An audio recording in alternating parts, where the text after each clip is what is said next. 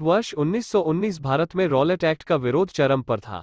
इसी बीच 10 अप्रैल को अमृतसर में हिंसा भड़क उठी। अंग्रेज सैनिकों की गोलीबारी में कुछ लोग मारे गए। गुस्साई भीड़ ने कुछ भवनों को आग लगा दी और कुछ विदेशियों से मारपीट की। स्थिति को काबू में लाने के लिए शहर में दमन चक्र को तेज कर दिया गया और धारा 144 लगा दी गई। अमृतसर शहर की कमान अब brigadier general Edward Harry Dyer के हाथ में थी, जो काफी क्रूर माना जाता था। इसी बीच आए 13 अप्रैल वैशाखी का त्योहार। बड़ी संख्या में संगत दरबार साहिब में माथा टेकने के लिए आए। वापसी पर लोगों को पता चला कि जलियांवाले बाग में एक बड़ा जलसा हो रहा है, जिसमें कई प्रमुख नेता अपना भाषण देने आने वाले हैं। दरबार साहब मत्था टेकने के बाद लोग जलियांवाले बाग चले गए और अपने साथ महिलाओं और मेला देखने आए बच्चों को भी ले गए। कुछ ही देर में इस बाग में हजारों लोग इकट्ठा हो गए।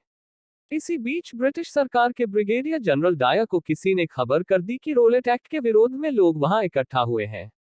खबर मिलते ही डायर सिपाहियों के साथ बाग में पहुंच गया और निहत्थी भीड़ पर गोली चलाने का फरमान सुना दिया।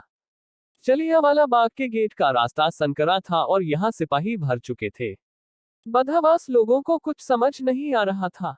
कई लोगों ने बाग की दीवार फांदकर भागने की कोशिश की। जनरल डायर ने जब लोगों को दीवार पर चढ़ते हुए देखा, उसने दीवार पर चढ़ रहे लोगों पर गोलियां चलाने को कहा। लाशों के ढेर लगने लगे।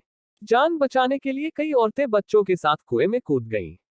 डायर ने कुएं में कूद रहे लोगों पर भी गोलियां चलवा दी। कई लोग गोली लगने से मर गए और कई कुएं में लाशों के नीचे दबकर दम घुटने से कोई भी वहां से बाहर नहीं निकल सका और हजारों जिंदगियां हमेशा के लिए शांत हो गईं। कुछ ही देर में जलियांवाला बाग में बूढ़ों, महिलाओं और बच्चों सहित सैकड़ों लोगों की लाशों का ढेर लग गया था। अधिकृत आंकड़े के अनुसार यहां 1000 से भी ज्यादा लोग मारे गए थे और 1500 से ज्यादा लोग घायल हुए थे।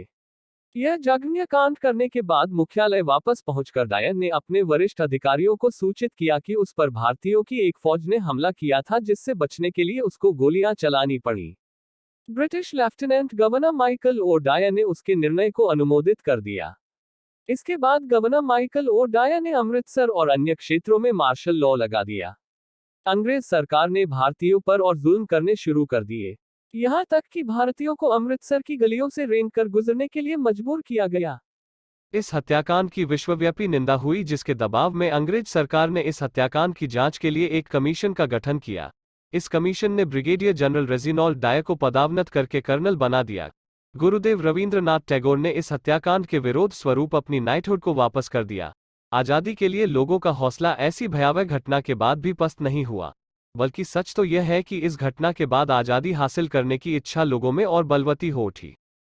उस दौर के हजारों भारतीयों ने जलियांवाला बाग की मिट्टी को माथे से लगाकर देश को आजाद कराने का दृढ़ संकल्प लिया। जब जलियांवाला बाग में यह हत्याकांड हो रहा था, उस समय उधम सिंह वहीं मौजूद थे और उन्हें भी गोली लगी थी। उन्होंने तय किया कि वह इसका बदला लेंगे। 13 मार्च 1940 को उन्होंने लंदन के कैक्सटन हॉल में इस घटना के समय British lieutenant governor Michael O'Dwyer की हत्या कर इस जघन्य हत्याकांड का बदला लिया।